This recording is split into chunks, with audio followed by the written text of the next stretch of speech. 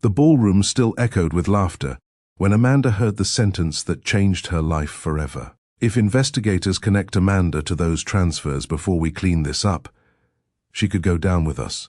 Amanda froze beside the hallway wall so suddenly that her champagne glass nearly slipped from her hand. For a second, she honestly thought she misunderstood what she heard. Because standing only a few feet away were the two people she had spent years emotionally torturing herself over, her husband, Hayes, and her best friend, Chloe. The same Chloe Amanda secretly believed Hayes had been sleeping with for years. The same Chloe who comforted her whenever she cried about feeling neglected inside her own marriage. The same Chloe who kept telling her she was overthinking everything. But now Chloe's voice sounded terrified. Not guilty about an affair, terrified about exposure. Amanda's heartbeat pounded so hard she could barely hear the soft jazz floating through the country club ballroom behind her. Hayes lowered his voice sharply. "We just need more time." Time for what? Amanda felt her stomach tighten, because suddenly, every lonely night, every cancelled dinner, every locked phone, every moment she questioned her own sanity, started rearranging themselves into something far more dangerous. Not romance, not cheating, protection. Imagine standing 10 feet away from your husband and realizing the woman you thought he was having an affair with was actually helping him destroy your life in an entirely different way. That kind of realization doesn't break your heart immediately. First, it breaks your sense of reality. Have you ever felt lonely inside a relationship everybody else envied? Have you ever started questioning your own instincts because someone you loved kept telling you that you were overreacting? And what do you do when the people making you doubt yourself are hiding something much bigger than betrayal? Because Amanda John believed her husband was emotionally drifting toward another woman. What she didn't know was that while she spent years blaming herself for the distance in her marriage, Hayes and Chloe were quietly using her name to help protect a collapsing financial empire. And the most painful part? The emotional connection between them was real, just not in the way Amanda feared. They trusted each other enough to lie to her together. Tonight's story is about what happens when a woman finally stops ignoring the voice inside her that kept warning her something was wrong. And what happens when she discovers the people closest to her were never protecting her feelings. They were protecting themselves. Stay with me until the very end, because the final conversation between Amanda and Hayes explains why some betrayals leave deeper scars than affairs ever could. Welcome to Mr. Bond's Stories. This channel is for those who crave stories that make you feel everything. Passion, heartbreak, obsession, tension, desire, betrayal, and the kind of love that stays in your mind long after the story ends. If you're here, you're not just a viewer to me. You're part of the reason these stories keep getting better. Every like, every comment, and every moment you spend listening pushes me to work harder and bring you even more powerful, emotional, and unforgettable stories. I promise to keep improving, keep raising the bar, and keep bringing you soul-stirring stories that pull you in from the very first moment and never let go. Thank you for being here. And tonight's story especially is for the people who stayed loyal while slowly losing themselves trying to keep a relationship alive. For the people who ignored their instincts because they loved too deeply. For the people who kept choosing understanding, while someone else kept choosing secrecy. Before we get into tonight's story, take a second to like the video, subscribe, and comment below. What hurts more? Being cheated on, or being psychologically manipulated by someone you trust? Your support truly helps this channel grow and allows me to keep bringing you stories that actually mean something. Now, let's get lost in today's story. Charlotte taught Amanda John two completely different versions of America before she turned 30. One version lived inside church pews, beauty salons, crowded cookouts, and apartment complexes where people borrowed sugar from neighbors without embarrassment. The other version lived behind polished office windows uptown where wealthy professionals discussed opportunity while ignoring the janitors emptying trash cans beside them. Amanda learned early how differently people treated you depending on which version of the city you walked through. Her mother, Celestine John, made sure she understood that clearly. Never let anybody confuse expensive with important, Celestine used to say while getting dressed for work at 4:30 in the morning. Amanda heard that sentence her entire childhood. Celestine worked night shifts for nearly 2 decades at a rehabilitation hospital outside Charlotte. The work exhausted her physically, but she carried herself with too much pride to complain often. Even after 12-hour shifts, she still came home cooking real breakfasts: eggs, grits, turkey sausage, toast with too much butter, then church every Sunday without fail. Celestine believed routines kept people emotionally grounded when life became unstable. And life became unstable often. Amanda's father disappeared before she entered middle school.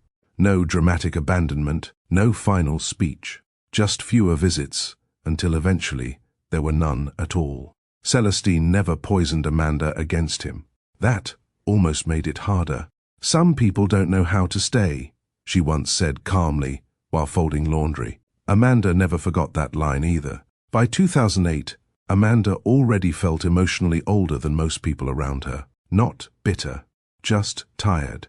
Tired in the specific way many black women become tired after spending years surviving responsibly without ever feeling fully safe. She worked at a mid-sized property management office downtown, where wealthy tenants complained constantly about things normal people barely noticed: air conditioning delays, parking disputes, wine stains on imported countertops, noise complaints from luxury condos. Meanwhile, the maintenance workers fixing those problems quietly worked double shifts, while managers barely remembered their names. Amanda handled tenant relations, scheduling, lease disputes, and office coordination all at once, because understaffing had become normal. The pay barely matched the stress. One Thursday afternoon during heavy rain, Amanda sat behind the front desk, staring at her computer while rubbing tension from her forehead. The entire day had gone wrong. A tenant screamed at her over elevator repairs she had no control over. Her car needed brake work she could not afford yet. And her bank account sat less than $40 above overdraft. She had skipped lunch to save money. By 3 o'clock, exhaustion sat on her shoulders so heavily she could barely think clearly. That was when Hayes first walked into her life. Amanda noticed the mud on his boots before anything else. Not designer boots, actual work boots. Dark jeans, grey thermal shirt beneath a rain jacket, rolled construction permits tucked beneath one arm. He looked frustrated already before reaching the desk. "You people ever answer phones here?" he asked. Amanda looked up slowly. Normally, comments like that irritated her immediately, but his voice carried frustration without arrogance. "There are 3 of us handling 200 tenants today," Amanda replied calmly. "So, probably not as fast as you wanted." Hayes stared at her for a second, then unexpectedly laughed. "Fair enough." He stepped closer afterward and slid paperwork toward her. Amanda scanned the documents quickly. Construction authorization delays, permit confusion, inspection timing issues, standard chaos. "You're missing one signature," she told him. Hayes closed his eyes briefly. "You gotta be kidding me." Amanda almost smiled. "Trust me. I wish I was." For the next 20 minutes they worked through paperwork together while rain hammered against the windows outside. Most men in expensive development work treated support staff like furniture. Hayes didn't. That stood out immediately. He listened carefully when Amanda explained problems, asked questions without talking over her, thanked her every time she fixed something, small things. But exhausted people notice kindness differently. Before leaving, Hayes paused near the doorway. "You eaten today?" Amanda blinked. "What? You look like today tried to fight you." That caught her off guard enough to make her laugh despite herself. Real laughter, too. Not polite customer service laughter. Hayes smiled slightly after hearing it. Then he held up a gas station coffee cup. "I bought 2 earlier by mistake," he said. "You want this one, or you committed to suffering today?" Amanda shook her head, laughing. "You always talk to strangers like this." "Only the ones keeping my projects from collapsing." She accepted the coffee. Still warm, vanilla-flavored, exactly how she liked it. Strangely enough. "Lucky guess?" she asked. Hayes shrugged. "You look like vanilla coffee." Amanda stared at him while smiling despite herself. That sentence should have sounded ridiculous. Instead, it sounded observant. That was the first thing Amanda truly noticed about Hayes. not confidence, not ambition, not appearance. Attention. He paid attention carefully, and after years of feeling emotionally overlooked by almost everybody around her, that attention felt dangerous in the best possible way. Over the next several weeks, Hayes kept returning to the office for legitimate project reasons. At least, at first. Then, eventually he started appearing during Amanda's lunch breaks too, sometimes carrying coffee, sometimes sandwiches, sometimes no excuse at all. One afternoon, Amanda caught him waiting outside the building beside his truck. "You know, stalking sounds less romantic in real life," she told him while walking over. Hayes grinned. "I was trying to look determined, actually. You look unemployed." He laughed loudly enough that pedestrians turned briefly. Amanda noticed something else then. For the first time in months, she felt lighter around somebody. Not responsible, not emotionally guarded, not exhausted, just lighter. And that scared her slightly because people carrying loneliness for long periods often mistake relief for safety. Still, when Hayes looked at her, Amanda felt seen in a way she had almost forgotten was possible. Amanda did not fall in love with Hayes because he was charming. Charlotte was full of charming men. Men who knew how to smile correctly. Men who knew how to speak softly when they wanted something. Men who performed emotional intelligence long enough to gain access to women still healing from disappointment. Hayes felt different because he showed consistency before success entered his life. That mattered to Amanda more than romance ever could. Back then, Hayes was still fighting for contracts instead of hosting investors at private clubs. He drove a used pickup truck with a cracked center console, worked long hours personally supervising construction sites, sometimes smelled like sawdust and concrete dust when he picked Amanda up after work. Amanda trusted men who looked like they actually worked. Their relationship grew slowly during those first 2 years. Not glamorous, real. Friday nights, eating takeout inside Amanda's tiny apartment because neither of them could afford expensive restaurants regularly. Arguments over bills. Long conversations sitting inside parked cars because the apartment air conditioning barely worked during summer. Laughter loud enough for neighbors to bang against walls. Those years became important later because Amanda would eventually compare every version of Hayes to the man she first met. And the earlier version felt emotionally honest. One winter evening, the plumbing inside Amanda's apartment failed completely. Water flooded half the bathroom floor while Amanda stood there close to tears after an already miserable work week. Hayes arrived 30 minutes later carrying tools and grocery bags. "You called maintenance?" he asked while kneeling near the sink. Amanda crossed her arms. "They said somebody might come Monday." Hayes glanced up. "It's Thursday." "Exactly." 2 hours later, he had repaired the pipe himself, using parts from a hardware store. Afterward, they sat cross-legged on the floor eating cheap Chinese food directly from containers. Amanda watched him quietly. "What?" Hayes asked. "You really didn't have to come all the way over here for plumbing." Hayes looked genuinely confused. "You sounded stressed." Simple answer. No performance attached. That kind of response slowly lowered Amanda's emotional defenses. For the first time in years, she started imagining stability instead of survival. Eventually, Hayes began attending family gatherings too. That mattered because Amanda's family did not automatically trust successful white men showing sudden interest in black women from working-class backgrounds, especially not men involved in real estate development. Celestine remained polite but observant during the early months.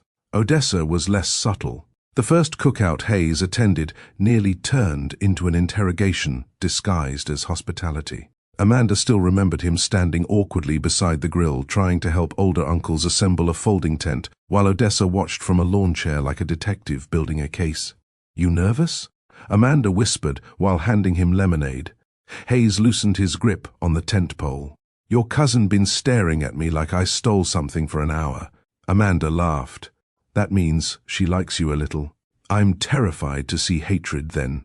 Later that evening, Odessa pulled Amanda aside near the back fence while music played softly across the yard. "That man trying real hard," Odessa said quietly. Amanda smiled immediately. "Maybe because he cares." Odessa shook her head slowly. "There's a difference between a man trying to impress people and a man trying to belong. Amanda frowned slightly. What's that supposed to mean? Just watch carefully, Odessa replied, before walking away. At the time, Amanda dismissed the warning completely, because Hayes kept showing up consistently. Birthdays, church fish fries, hospital visits, when Celestine got sick briefly one summer, family barbecues, community events. Even when he looked uncomfortable, he still came. That mattered deeply to Amanda, especially because many men became distant once relationships required emotional effort beyond romance. Hayes leaned further in, and during those years, he genuinely loved Amanda well. That truth mattered too. The story only works honestly if the love feels real before the damage begins. 3 years into their relationship, Hayes proposed during a quiet weekend trip near Asheville. No photographers, no staged audience, no dramatic performance. Just mountains, cold air, and Hayes sitting beside Amanda near a cabin fireplace looking more nervous than she had ever seen him. "You know I'm not good at speeches," he admitted. Amanda smiled. "You definitely not." Hayes laughed softly. Then his expression became serious again. "You make life feel quieter in my head." Amanda felt tears form immediately because she understood exactly what he meant. Some people do not fall in love because life becomes exciting. They fall in love because somebody finally makes life feel safe. She said yes before he even finished asking properly. Their early marriage stayed financially stressful for a while. 1-bedroom apartment, shared checking account, second-hand furniture, careful grocery budgeting. But emotionally, they felt connected.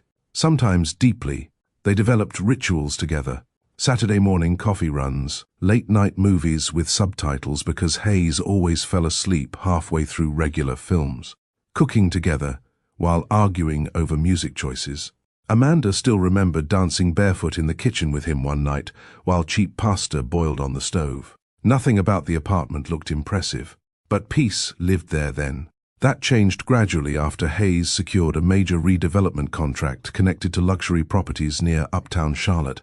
Everything accelerated afterward. Money arrived fast. Then recognition. Then influence. Amanda watched people who previously ignored Hayes suddenly treat him differently. Investors inviting him to golf outings. Politicians remembering his name. Business magazines requesting interviews. Men calling him visionary after years of dismissing him. At first, Amanda felt proud watching him succeed. Hayes worked relentlessly for those opportunities, but success also introduced something new into his personality. Awareness, not self-awareness, social awareness. Hayes started adjusting himself depending on who surrounded him. Around wealthy investors, his voice lowered slightly and became more polished. Around black city officials, he became socially careful and overly informed about cultural issues he previously never discussed. Around Amanda's family, he emphasized humility constantly. Amanda noticed it quietly over time. Not fake exactly, calculated. Like Hayes had started studying which version of himself produced the best reactions in different environments. One evening after attending a business fundraiser, Amanda loosened her earrings while sitting at the edge of their bed. "You seemed different tonight," she said carefully. Hayes removed his cufflinks without looking up. "What do you mean?" "You sounded like a completely different person around those investors." Hayes shrugged. "That's business." Amanda watched him silently. "Do you even realize you do it?" Hayes smiled faintly afterward. "Everybody adapts, Amanda." That answer unsettled her slightly. Because adaptation and performance are not always the same thing. Still, life kept improving materially.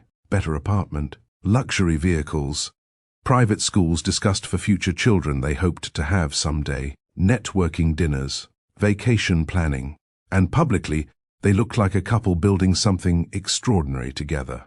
But privately, tiny changes had already started appearing.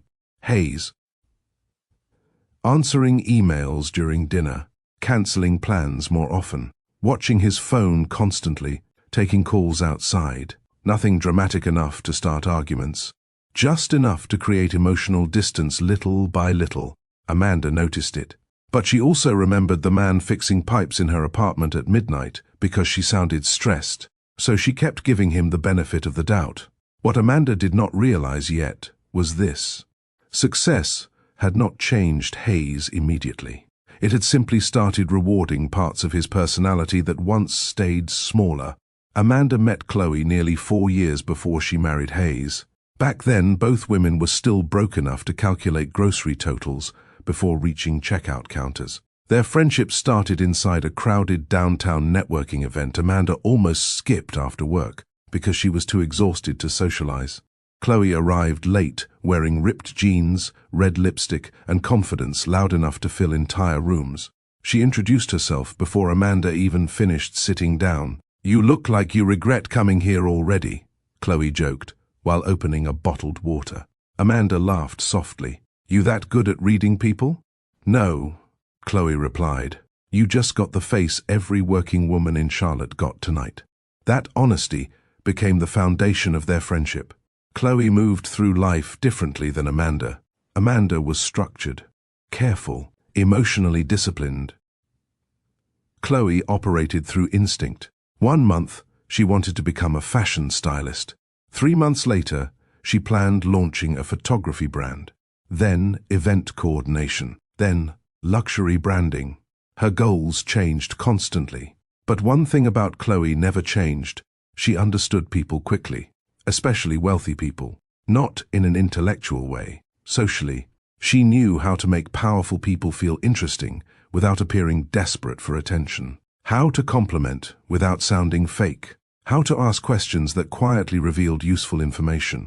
Amanda admired that ability because she never possessed it naturally herself. Over time, Chloe became more than a casual friend. She became emotionally familiar. Girls' nights, long phone calls, birthday dinners, wine conversations after difficult weeks. Chloe knew details about Amanda most people never heard.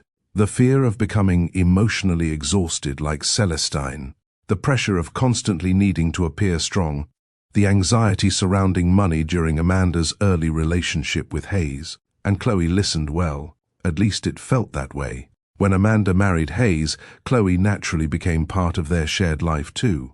At first, everything about that felt normal, healthy even. Chloe helped coordinate wedding details when vendors became difficult. She defended Hayes repeatedly when Amanda panicked about marrying into a lifestyle so different from her upbringing. She celebrated their wins loudly during Hayes's early business growth.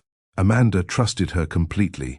That trust expanded naturally over the years. Soon, Chloe had house keys, alarm codes, access to vacation homes, knowledge of travel schedules, knowledge of business stress, knowledge of private arguments. Amanda never questioned any of it because Chloe felt emotionally safe to her, like chosen family. And honestly, during the early years, Hayes and Chloe genuinely seemed more like friends than anything inappropriate. Hayes respected Chloe's social intelligence. Chloe admired Hayes' ambition. The dynamic looked harmless until subtle things started shifting. Amanda noticed the changes slowly because emotional closeness rarely transforms overnight. It happens through repetition, small moments. One evening during dinner at their home, Amanda walked into the kitchen while Hayes and Chloe argued jokingly about music. The conversation stopped briefly when Amanda entered, not suspiciously, just abruptly enough for her to notice. "You two sound married already," Amanda joked lightly while grabbing water. Chloe laughed loudly. "Trust me, I'd never survive him." Hayes smirked without looking up from his phone. Amanda smiled too, but something about the exchange stayed with her longer than expected. Another night, Chloe mentioned Hayes had cancelled a meeting before Amanda even heard about it herself. "You still going to Miami Thursday?" Chloe asked casually while flipping through event samples at the dining table. Amanda looked up. "Miami?" Hayes paused briefly before answering. "Oh, yeah, probably. Probably." Amanda stared at him. "You didn't mention that." "Just found out this morning." But Chloe already knew. Tiny moments. Tiny enough to sound ridiculous if spoken aloud. That became the frustrating part. Nothing felt concrete, only emotional. And emotional discomfort becomes difficult to defend once people start calling it insecurity. Around that same period, Hayes' business success exploded publicly. Magazine features, political dinners, luxury development announcements, charity partnerships. Their social world expanded fast afterward. Amanda suddenly found herself surrounded by wealthy couples constantly performing happiness. Women comparing vacations, men comparing investments. Everybody pretending emotional stability could be purchased through architecture and status. Chloe adapted into that environment effortlessly, actually more effortlessly than Amanda. She knew how to navigate elite social spaces naturally, how to speak confidently with investors, how to charm wealthy wives, how to laugh at the right moments during formal dinners. Amanda noticed Hayes admired that ability openly. "You belong in rooms like this," he once told Chloe during a fundraising gala. Amanda heard the comment while adjusting an earring beside the ballroom entrance. Chloe smiled proudly afterward. "You saying Amanda doesn't?" Hayes looked toward Amanda immediately. "That's not what I meant." But Amanda remembered the sentence anyway, because words reveal more than people intend sometimes.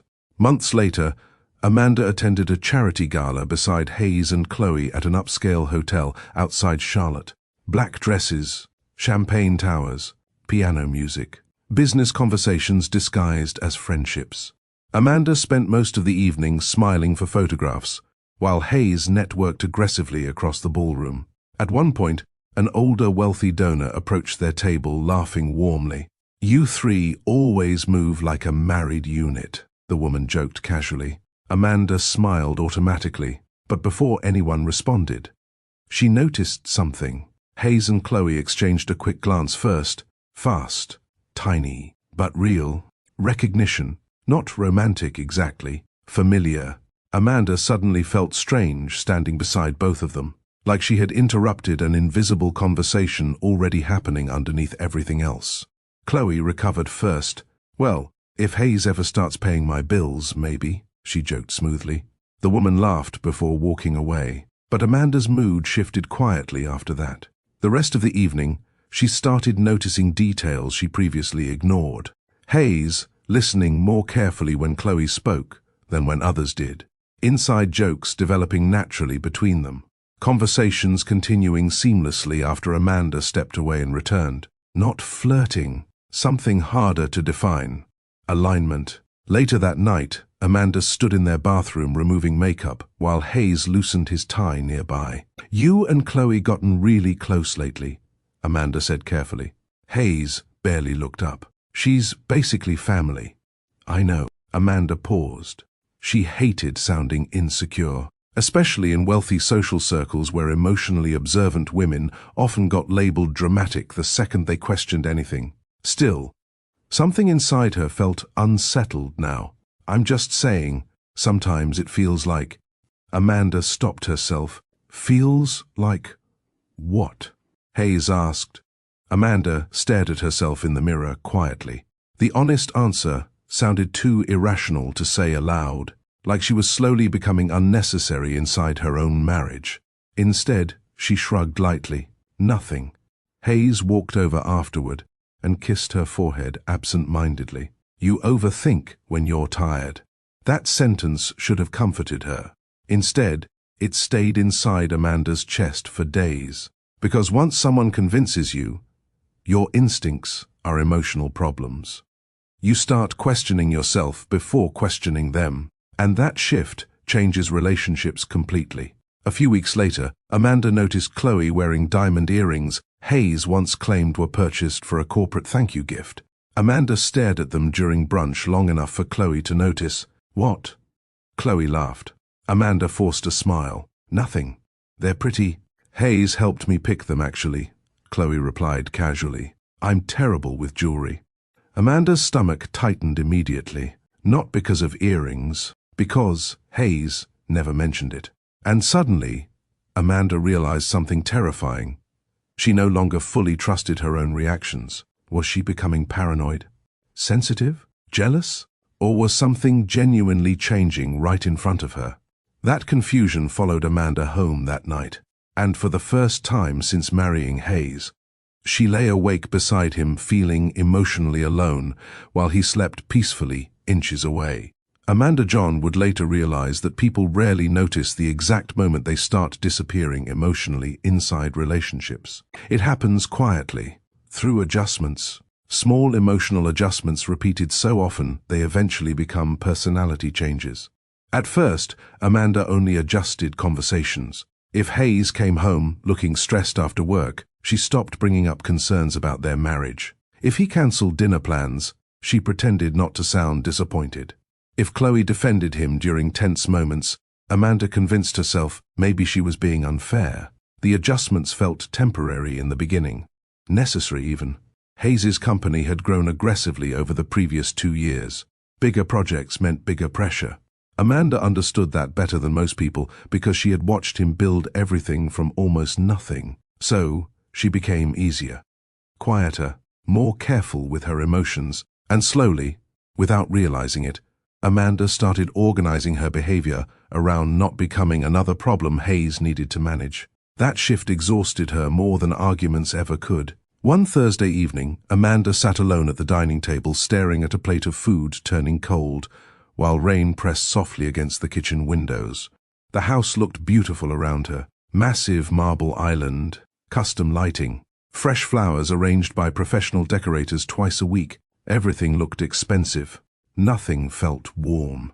Amanda checked the time again. 8:47 p.m. Hayes had promised he would be home by 7. No call yet. No text. Finally, her phone buzzed. Running late. Investor dinner. Don't wait up. Amanda stared at the message expressionlessly. Then, 3 minutes later, another text appeared. From Chloe. Girl, don't be mad at him. Tonight's meeting got messy fast, LOL. Amanda sat completely still. Why did Chloe already know details about the dinner before she did? Again, that was the problem now. Not one massive betrayal. Patterns, repeated patterns. Amanda typed slowly. How long has she been with him?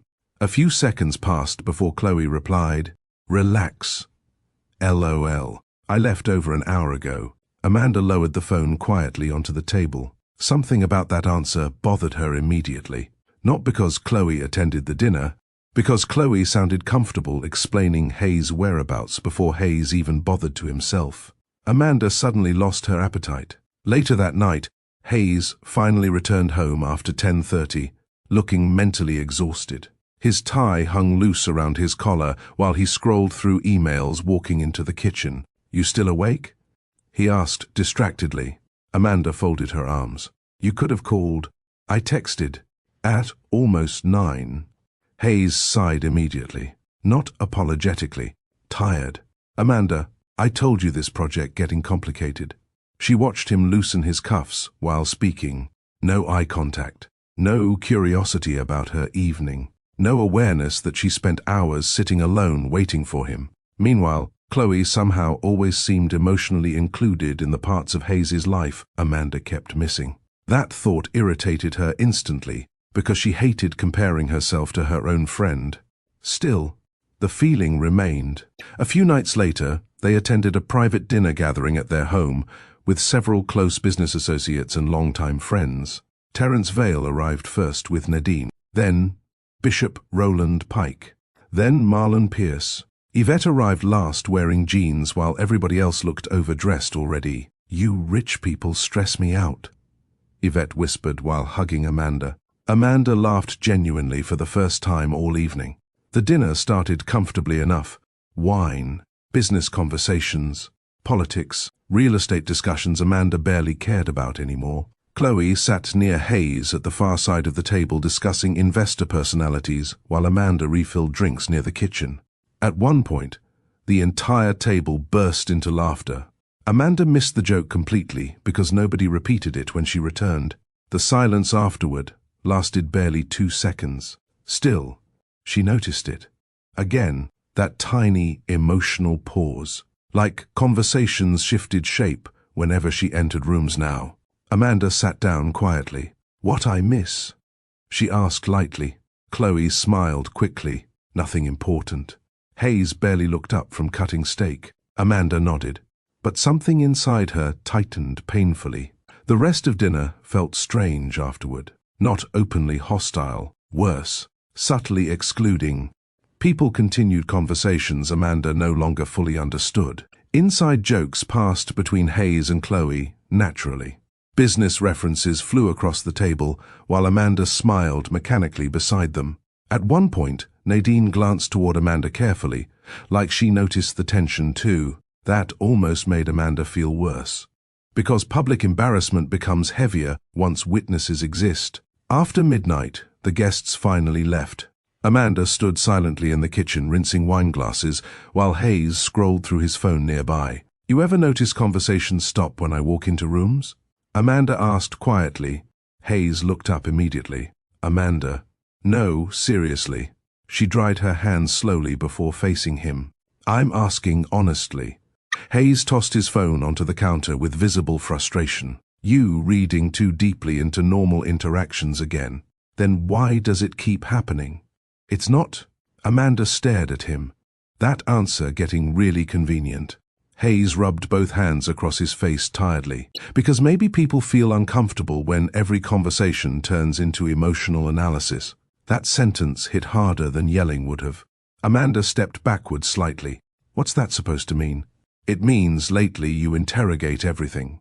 Interrogate. The word shocked her. Amanda laughed softly in disbelief. "So now asking questions is interrogation?" "That's not what I said." "It's exactly what you said." Hayes exhaled sharply. "You know what? Forget it." "No," Amanda replied quietly. "Explain it." For several seconds he said nothing. Then, finally, "You make people feel like they gotta walk carefully around you lately." Amanda felt her chest tighten instantly, because part of her wondered if he was right. That was the dangerous thing happening now. Every concern she raised somehow returned to her as evidence of emotional instability. By the time arguments ended, Amanda no longer trusted her own reactions fully. That night she locked herself inside the upstairs bathroom after Hayes fell asleep. She turned on the shower without stepping inside, just to cover the sound, then finally cried, not loudly, not dramatically. The exhausted kind. The kind that comes from feeling emotionally invisible inside your own life. Amanda stared at herself in the mirror afterward, while wiping tears carefully beneath her eyes. She looked beautiful, successful, polished. The exact type of woman people assumed had everything figured out. And somehow, that made the loneliness feel even heavier. Because, from the outside, her marriage still looked perfect.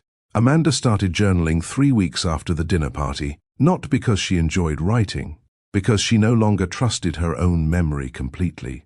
That realization frightened her more than anything happening inside the marriage.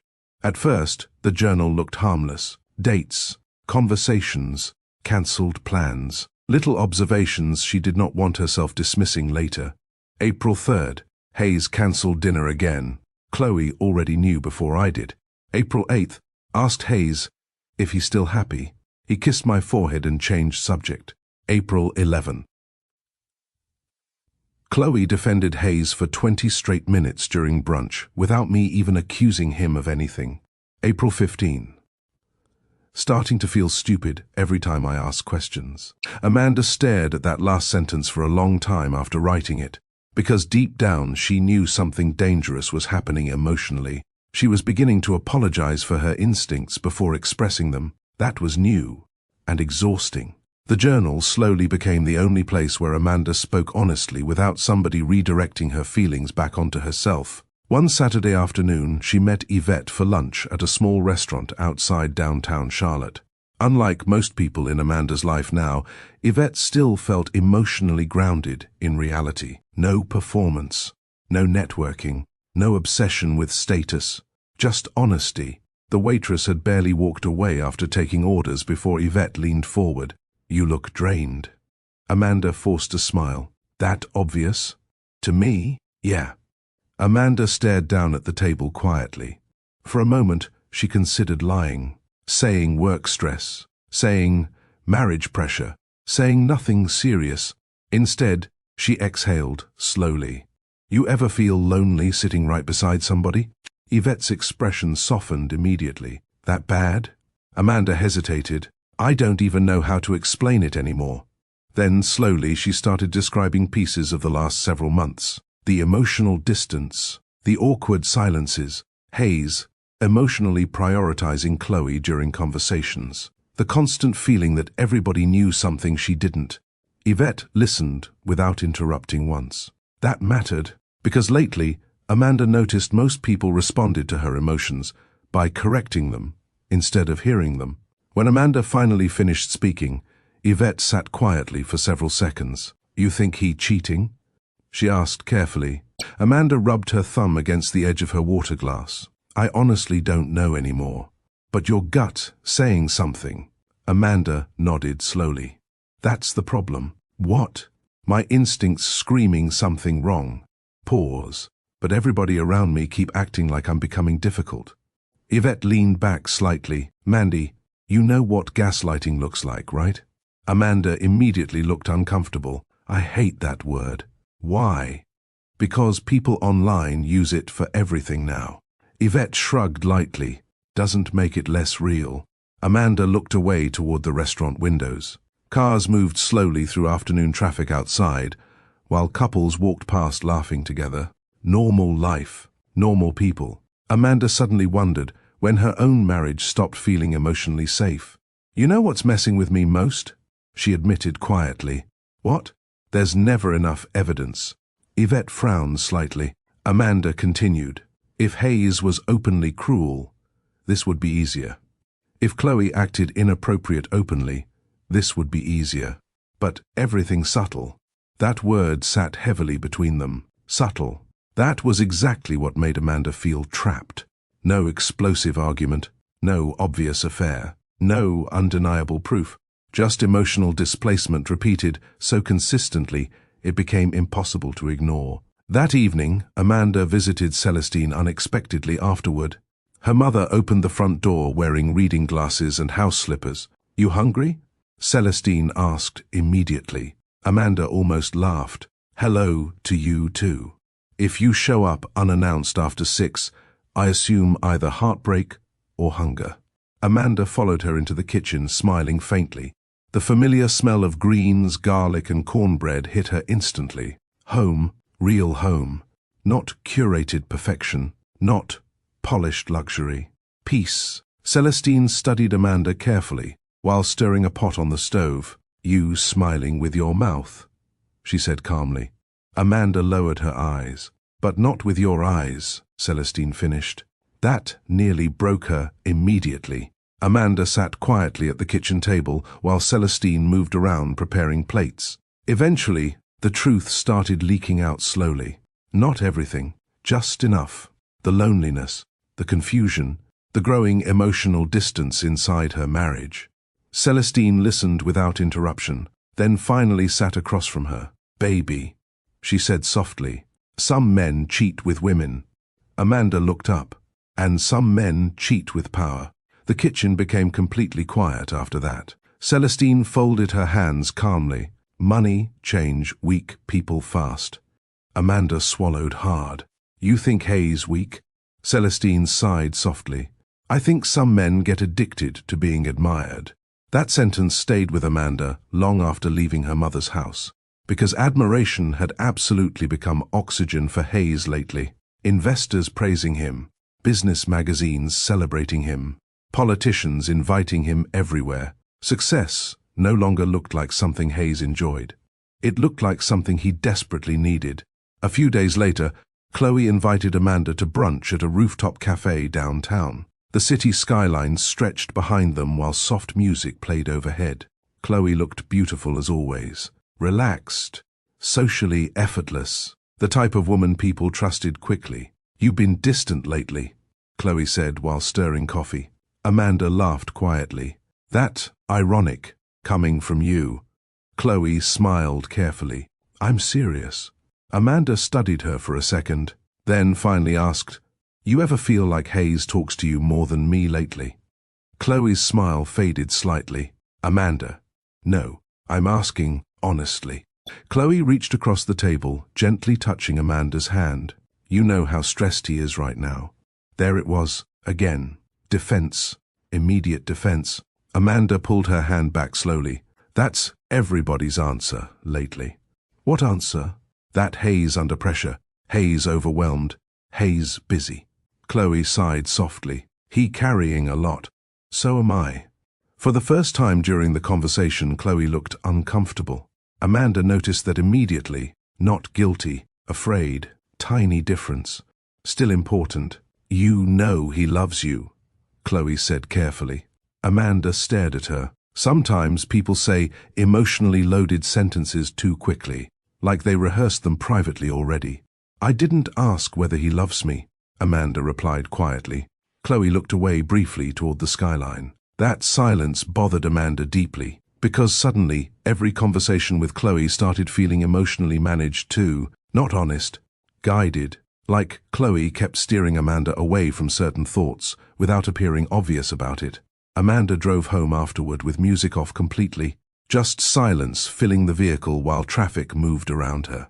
By the time she reached the house, exhaustion sat so heavily in her chest she barely wanted to go inside. That night, she opened her journal again. April 22nd, starting to feel like everybody protecting Hayes from my questions.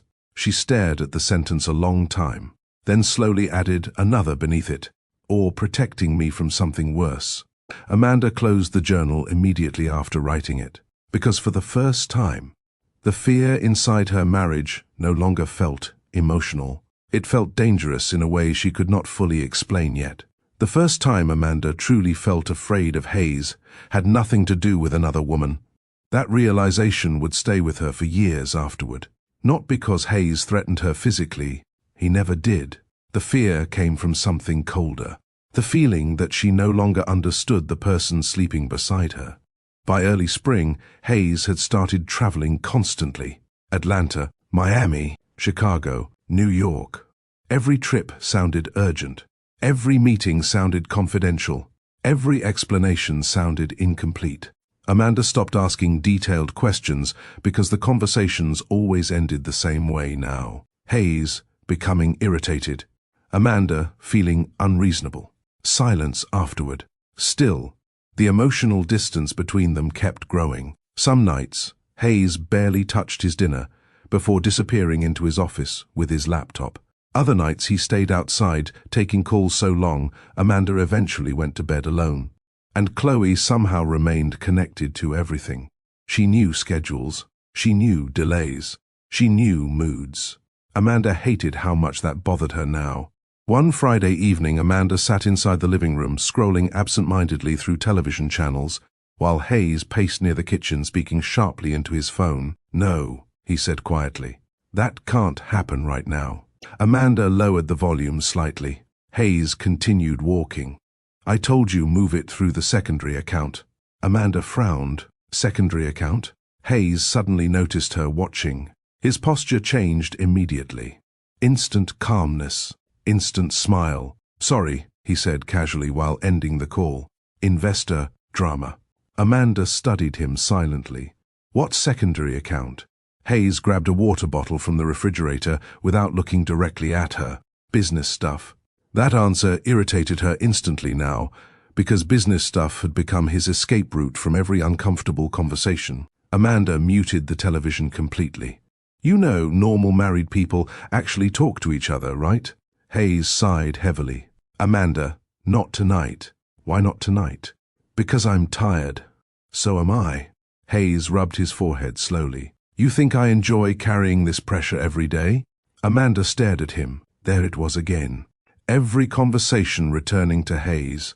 His pressure, his stress, his responsibilities. Meanwhile, Amanda felt emotionally stranded inside the marriage itself.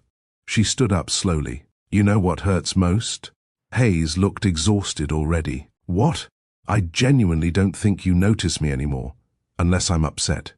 For a second, something softened in Hayes's expression. Real emotion. Real guilt, maybe. He walked toward her carefully afterward. "Amanda." Then he kissed her forehead lightly. Again, always the forehead now. Controlled affection, safe affection. Distance disguised as tenderness. Amanda closed her eyes briefly, because part of her still wanted to believe the marriage could return to what it once was. That hope kept confusing her instincts. 3 days later, Amanda visited Celestine after church. The afternoon felt calm for once. Warm sunlight, open windows, old gospel music playing softly from the kitchen radio. Celestine handed Amanda a plate while studying her carefully. "You sleeping?" Amanda shrugged lightly. "Enough. That ain't what I asked." Amanda smiled faintly. Mothers like Celestine always heard exhaustion beneath words. They sat together quietly for several minutes before Amanda finally spoke again. "You ever stay with somebody too long because you miss who they used to be?" Celestine placed her fork down slowly. "That man hurting you?" Amanda answered honestly. "I don't know what he's doing anymore." That sentence sounded heavier out loud, because it was true. Amanda no longer felt suspicious.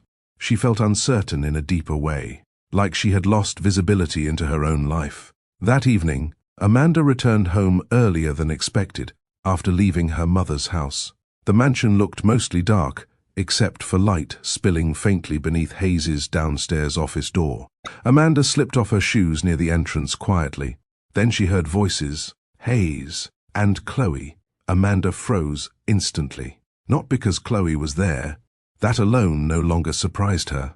It was the tone of the conversation. Sharp, urgent, fearful. "We can't keep moving money around like this," Chloe whispered. Amanda's chest tightened immediately. Hayes responded fast. "Lower your voice."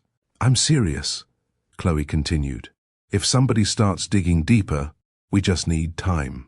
Amanda stopped breathing for a second. Money? Digging? Time for what? A floorboard creaked softly beneath her foot. Instant silence. Then the office door opened almost immediately. Too quickly. Like Hayes already lived in a permanent state of alertness now. Amanda forced herself to stay calm. "Oh," she said carefully. "I didn't know Chloe was here." Chloe smiled first, but the smile looked wrong. Tight, nervous. "We were just going over event account stuff," Chloe explained quickly. Amanda looked between both of them. Hayes stood near his desk, motionless. And for the first time in their entire relationship, he looked genuinely rattled. Not annoyed, not defensive, scared. Amanda's eyes drifted toward the desk behind him. Several stacks of financial paperwork sat spread across the surface. The second she looked at them, Hayes shifted slightly, blocking part of the view instinctively. That movement changed everything. Because innocent people rarely hide paper from their wives. "You okay?" Amanda asked quietly. Hayes answered too fast. "Of course." Nobody moved. The silence felt unbearable now. Amanda noticed Chloe's fingers trembling slightly around a wineglass. Hayes finally stepped forward. "You scared me walking in like that." Amanda stared at him carefully. That sentence sounded absurd. This was her home. Why would her presence scare anybody? Unless... Amanda shut the thought down immediately. No, this still had to be about business pressure. Had to be. Hayes walked over and kissed her forehead again. "You should get some sleep," he said softly. Amanda nodded slowly, but every instinct inside her screamed something was wrong now. Not emotionally wrong, seriously wrong. Upstairs that night, Amanda lay awake beside Hayes, staring into darkness, while his breathing stayed calm beside her. Too calm. Hours passed. Around 2 in the morning, Hayes quietly slipped out of bed thinking she was asleep. Amanda waited several seconds before following. Light glowed beneath the office door downstairs again. Voices, lower, this time. Amanda moved carefully down the hallway. "This getting dangerous," Chloe whispered. "I know," Hayes replied sharply. "She's starting to notice things. We just need to hold everything together a little longer." Amanda felt cold all over instantly. Not heartbreak, fear, real fear. Because they were not talking about marriage. They were talking about containment. Then Chloe spoke again, and the sentence changed Amanda permanently. "If investigators connect Amanda to those transfers before we clean this up." Her voice cracked slightly. "She could go down with us." Amanda stopped breathing. "Us. Not Hayes. Us." The hallway suddenly felt too narrow around her. Every conversation from the last 2 years rearranged itself violently inside her mind. The emotional confusion, The constant redirection, the subtle manipulation, the insistence that she was overthinking everything. Amanda pressed one trembling hand against the wall beside her, because, for the first time, she understood something terrifying. Maybe the affair she feared was never the real danger. Maybe the emotional confusion itself had been useful to them. If Amanda stayed focused on jealousy, she would never ask financial questions. If she doubted her instincts emotionally, she would stop trusting them completely. Amanda slowly backed away from the office before either of them noticed her. Her legs felt weak, her heart beat violent inside her chest, and as she stood alone in the darkness upstairs, one horrifying thought settled fully into place. Maybe the affair was only the surface of something much worse. Amanda barely slept after overhearing Hayes and Chloe downstairs. Every time she closed her eyes, the sentence repeated itself again inside her head. She could go down with us. Us, not him, not Chloe. Us. By sunrise, Amanda still lay awake staring at the ceiling, while Hayes slept beside her peacefully, or pretended to. At 7:30, Hayes finally sat up, slowly rubbing sleep from his eyes. Amanda immediately turned away, pretending she had just woken up herself. "You okay?" he asked quietly. Amanda forced calmness into her voice. "Just tired." Hayes studied her for a second longer than usual. For one dangerous moment, Amanda wondered if he somehow knew she overheard everything. Then he leaned over, kissing her forehead softly before getting out of bed. That gesture almost made Amanda angry now, because she finally understood something about Hayes. He used tenderness strategically whenever emotional control started slipping. Amanda waited until Hayes left for work before walking downstairs toward his office. The room looked normal again. Clean desk, closed laptop, perfect organization, no evidence of panic from the previous night. Still, Amanda's heartbeat accelerated entering the space. She suddenly felt like an intruder inside her own marriage. For several minutes, she simply stood there, staring at filing cabinets and shelves while her thoughts raced. Then she remembered the stack of papers Hayes tried blocking from her view. Amanda moved toward the desk, slowly. Locked drawer. Of course. She opened another cabinet instead. Mostly contracts, development permits, investor packets, nothing unusual.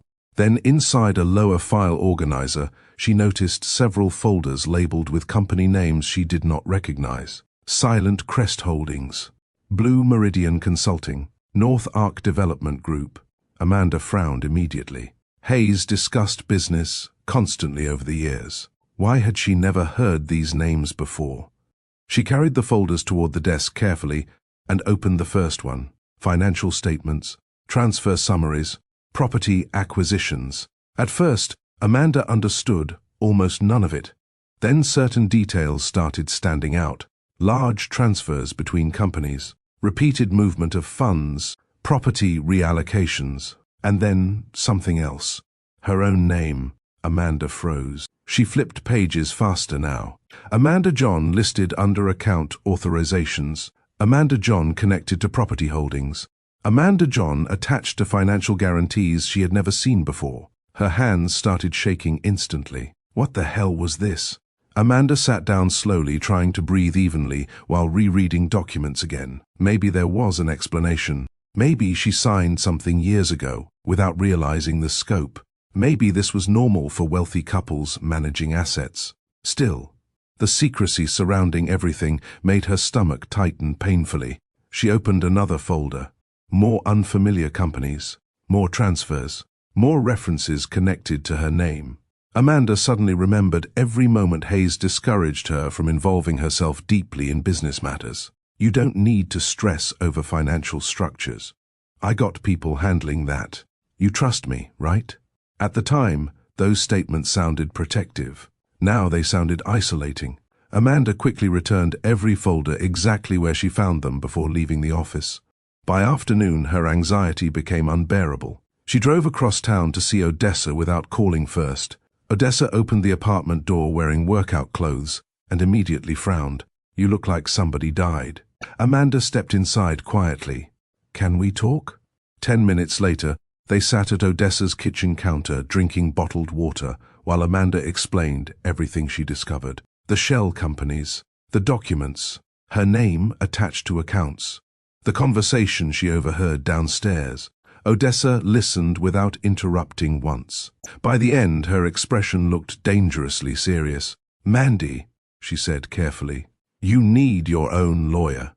Amanda blinked immediately. "A lawyer?" "Yes." "That dramatic?" Odessa stared at her in disbelief. "You hearing yourself right now?" Amanda rubbed both hands together nervously. "I still don't fully understand what I found." "You don't need to fully understand it to know something wrong." Amanda looked down quietly. Part of her still resisted viewing Hayes as dangerous. Manipulative, maybe. Dishonest, maybe. But criminal? That felt impossible, emotionally. Odessa leaned forward. "You know what bothering me most?" Amanda looked up. "He made you doubt yourself so much, you still try and convince yourself this normal." That sentence landed hard, because Odessa was right. Even now, Amanda instinctively minimized her own fear before fully acknowledging it. Odessa continued, "You've been focused on whether that man's sleeping with Chloe." Amanda swallowed quietly. But what if emotional confusion was useful to them? Amanda stared at her, the exact thought haunting her privately for days now. "If you busy feeling jealous," Odessa said carefully, "you not paying attention to paperwork." Silence filled the kitchen afterward. Amanda suddenly felt cold despite the warm apartment, because for the first time she started considering something horrifying seriously. What if Hayes intentionally kept her emotionally disoriented? Not out of cruelty alone. Strategy, the possibility, made her physically nauseous. Amanda stood walking toward the kitchen window slowly. Cars moved through the street below while ordinary people carried groceries and rushed between errands. Normal life continuing. Meanwhile, her own marriage suddenly felt like a structure hiding rooms she never knew existed. "You know the craziest part?" Amanda whispered. Odessa waited quietly. "I spent years thinking I was losing emotional connection with my husband." Amanda looked back toward her cousin. "But now, I think somebody been managing my emotions on purpose." Odessa's face hardened instantly. "That's because they have." Amanda sat down again, heavily. Everything from the past several years started reorganizing itself differently inside her mind. Every time Hayes redirected conversations, every time Chloe softened Amanda's suspicions, every time somebody implied she was overthinking, none of it erased her instincts. It only weakened her confidence in them. Amanda suddenly understood why she felt exhausted all the time. She had been arguing against her own perception for years. That kind of internal conflict drains people slowly. Odessa reached across the counter, squeezing Amanda's hand. "Listen carefully to me." Amanda nodded silently. "Confused people easier to control."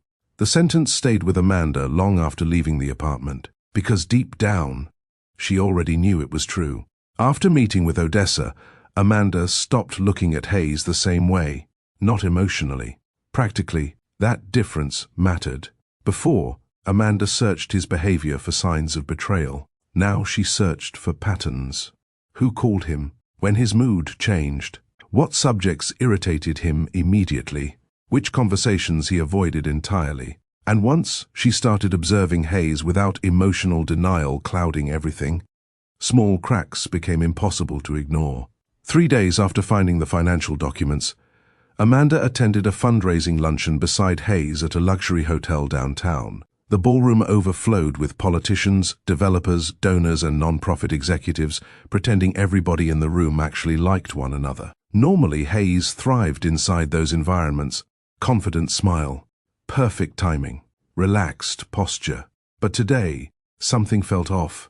Amanda noticed it immediately. Hayes checked his phone constantly beneath the table. Terence Vale barely maintained eye contact during conversations. Several investors whispered privately near the bar, while glancing toward Hayes more than once. Even Bishop Roland Pike looked unusually tense while greeting them. "You okay?" Amanda asked quietly while they sat waiting for lunch service. Hayes forced a smile, instantly. "Fine." But his knee bounced restlessly beneath the table. Amanda noticed because Hayes almost never displayed nervous physical habits publicly. One investor eventually approached their table smiling too hard. "Hayes," he said warmly, "we should probably connect privately this week." "Probably." Amanda heard the tension hiding beneath the word. Hayes nodded casually. "Of course." The investor glanced briefly toward Amanda afterward, before walking away. That glance unsettled her immediately. Sympathetic, like somebody silently aware she lacked information about her own life. Amanda spent the rest of the luncheon quietly observing instead of participating. Everywhere she looked, people behaved carefully around Hayes now. Not openly hostile. Cautious, as if rumors already moved through rooms before official consequences arrived. That realization followed Amanda home later that evening. Around 6:30, her phone rang unexpectedly. "Yvette." Amanda answered immediately. "You busy?" Yvette asked quietly. "No." "Why?" Yvette hesitated. "My cousin Devin mentioned something weird today." Amanda sat upright slowly. "What kind of weird?" "You remember, he works commercial banking downtown." Amanda nodded, even though Yvette could not see her. "He said Hayes's company got flagged internally after some unusual transfers." Amanda's chest tightened instantly. "What transfers?" "I don't know details," Yvette admitted. "He wouldn't say much." Pause. "But he sounded nervous, Mandy." Amanda stood walking slowly toward the kitchen window. Outside, evening traffic moved steadily past the neighborhood gates, while sprinklers clicked across perfect green lawns. Everything looked peaceful. Meanwhile, her marriage felt seconds away from collapsing into something she still could not fully name. "You still there?" Yvette asked softly. "Yeah." Amanda lowered her voice instinctively. "You think this serious?" "I think rich people don't start whispering unless lawyers already involved." That sentence sat heavily in Amanda's chest after the call ended, because now independent pieces finally started connecting together. The hidden companies, the private conversations, the investor tension, the fear in Chloe's voice. Amanda suddenly understood why Hayes looked exhausted lately. This was no longer just pressure. This was panic. That night, Hayes returned home, unusually late again. Amanda sat waiting in the living room. When he entered, no television, no music, just silence. Hayes paused immediately after noticing her expression. "What?" Amanda looked directly at him. "We need to talk." His shoulders tightened almost invisibly. "Still." He walked over, calmly loosening his tie. "Okay." Amanda stayed seated. "I know about the companies." Hayes froze for half a second. Tiny reaction, but real. "What companies?" Amanda almost laughed from disbelief.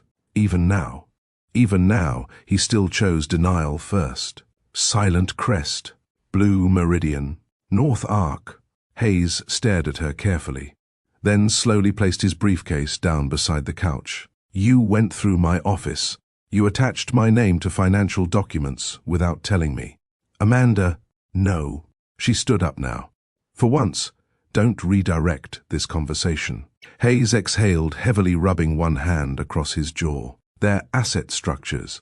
Why am I connected to them?" "It's complicated." There it is again. Amanda folded her arms tightly. That answer, Hayes's patience, visibly thinned. Because not every business conversation can be explained in 5 minutes. Amanda stared at him. That tone, dismissive, controlled, like she lacked intelligence instead of information. "You know what's crazy?" she asked quietly. "What?" "I genuinely can't tell anymore whether you think I'm stupid or just easier to manipulate when I feel insecure." The sentence landed harder than she expected. Hayes looked genuinely shocked for the first time all evening. "Amanda, where is this coming from?" She stepped closer slowly. "You made me think I was losing my mind." Silence. Real silence this time. Not conversational pause. Impact. Amanda felt years of confusion pressing against her chest while she spoke. "You let me question myself constantly. You let me believe I was becoming paranoid. You let me sit there blaming myself while everybody around me acted like I was overreacting." Hayes looked exhausted suddenly. Not angry. Cornered. "That's not fair." Amanda laughed bitterly. "Not fair?" She shook her head slowly. "No.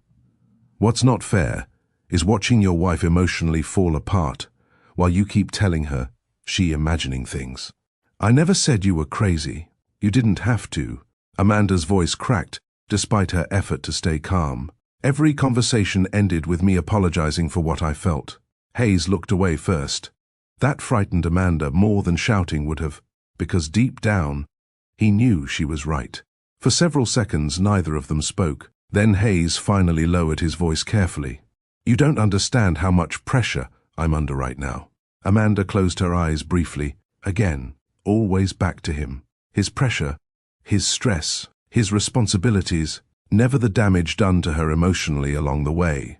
When Amanda opened her eyes again, something inside her felt different, quieter, colder, not because she stopped loving Hayes completely, because she stopped trusting the version of reality he kept trying to hand her.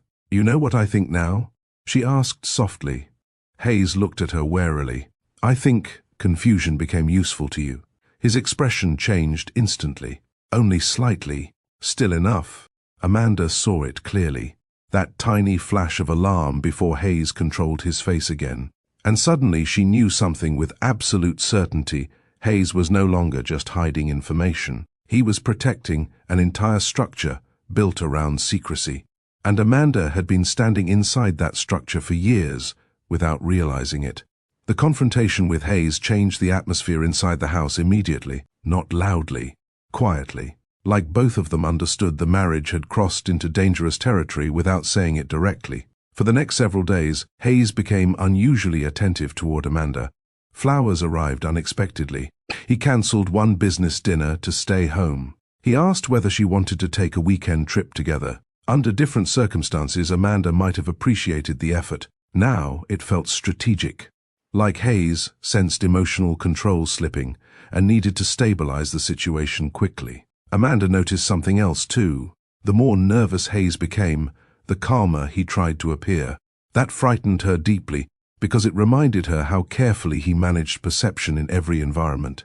At breakfast, at events, inside arguments, even fear became something Hayes attempted to organize neatly. One evening, Amanda found him sitting alone beside the pool, staring at his phone long after midnight. The outdoor lights reflected softly against the water, while distant traffic hummed beyond the gated neighborhood. Amanda stepped outside, quietly wrapping a sweater around herself. You coming to bed? She asked. Hayes looked up immediately. For 1 second she saw genuine exhaustion in his face before he covered it again. In a minute, Amanda studied him carefully. Who keeps calling you this late? Work. Always work. Amanda sat across from him slowly. You know what's strange? Hayes stayed silent.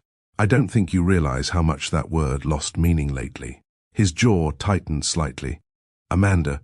No, seriously. She folded her arms against the cold night air. Everything became work. Late nights, secret meetings, locked phones, mood swings, private conversations, all hidden behind one word, work. Hayes stared toward the pool quietly. Then, finally, I'm trying to keep things together. That sentence hit Amanda differently now. Not comforting, threatening, because she no longer knew exactly what things meant. Their marriage, his business, his reputation, his secrets. Amanda stood slowly afterward. I think that's the problem. Hayes looked up. You spent so much time trying to control outcomes. She swallowed carefully. That you forgot how to tell the truth. Amanda walked back inside before he answered. That night, neither of them slept much. Amanda could feel it. Hayes shifting beside her repeatedly, checking his phone in darkness, getting up twice for calls he took downstairs. By 3 a.m, Amanda still stared awake at the ceiling while anxiety pressed heavily against her chest. Then Hayes quietly slipped from bed again. Amanda waited several seconds before following. The downstairs office light glowed beneath the door. Voices drifted softly into the hallway. Hayes and Chloe again. Amanda stopped moving immediately. Her heartbeat slowed into something cold and concentrated. Not panic anymore. Awareness. This can't keep happening, Chloe whispered sharply. It has to, Hayes replied. You said we had more time. I thought we did. Amanda moved slightly closer toward the hallway wall. Every nerve inside her body felt painfully alert now. Chloe's voice sounded strained. What if Amanda starts asking more questions? She already is. Then maybe you should tell her something. No. The answer came instantly. Firm, controlled. Amanda felt her stomach tighten. She doesn't need details, Hayes continued. She just needs reassurance right now. Reassurance. Amanda closed her eyes briefly. Even now, Hayes still spoke about her emotions like problems needing management instead of truths needing honesty. Chloe lowered her voice further. This getting dangerous. I know. You can't keep moving money around forever. Long silence. Then Hayes spoke again. I just need enough time to clean this up before auditors finish reviewing everything. Amanda's heartbeat accelerated sharply. Auditors. The word landed differently now. Official, serious. Adult consequences, not emotional betrayal. Legal exposure. Amanda pressed herself against the hallway wall, trying to stay silent. Then Chloe said the sentence Amanda would replay in her head for years afterward. If investigators connect Amanda to those transfers before we clean this up. Her voice shook visibly now. She could go down with us. Amanda stopped breathing. Every sound inside the house disappeared instantly. No air conditioner. No distant traffic. Nothing. Only that sentence repeating inside her skull. She could go down with us. Us. Not Hayes alone. Not Chloe helping Hayes. Us. Amanda suddenly understood something devastating with brutal clarity. The emotional confusion had never been accidental. Every redirected conversation, every moment Hayes made her doubt herself. Every time Chloe calmed her suspicions, every discussion that ended with Amanda apologizing for her instincts, it all protected them. If Amanda stayed emotionally distracted, she stayed uninformed. If she questioned her own judgment, she became easier to control. Amanda's chest tightened so painfully she pressed one hand against it instinctively. Downstairs, Hayes spoke again quietly. She doesn't know enough yet. Yet, the word nearly shattered her emotionally, not because Hayes sounded cruel, worse, calm, calculated. Like her confusion had become part of a larger strategy long ago. Chloe sounded close to tears now. We should have told her. No, Hayes replied immediately. That would have destroyed everything. Amanda almost laughed silently in disbelief. Destroyed everything? What exactly still existed worth protecting? The marriage already felt hollow. Trust already dead. Peace already gone. Amanda slowly stepped backward from the hallway before either of them noticed her standing there. Her legs felt weak beneath her. By the time she reached the upstairs bedroom, her entire body trembled uncontrollably. Not from heartbreak anymore. Shock, the kind arriving when years of emotional confusion suddenly organized themselves into truth all at once. Amanda sat slowly at the edge of the bed, staring into darkness. And memory after memory started replaying differently now. Hayes calling her sensitive. Chloe softening her suspicions. Business trips, private calls, emotional distance. The constant implication that Amanda's instincts could not be trusted. None of it happened randomly. The realization hollowed her out emotionally. Because for years Amanda thought she was fighting to save her marriage. Meanwhile, the two people closest to her had quietly been protecting themselves from exposure. Tears finally came then.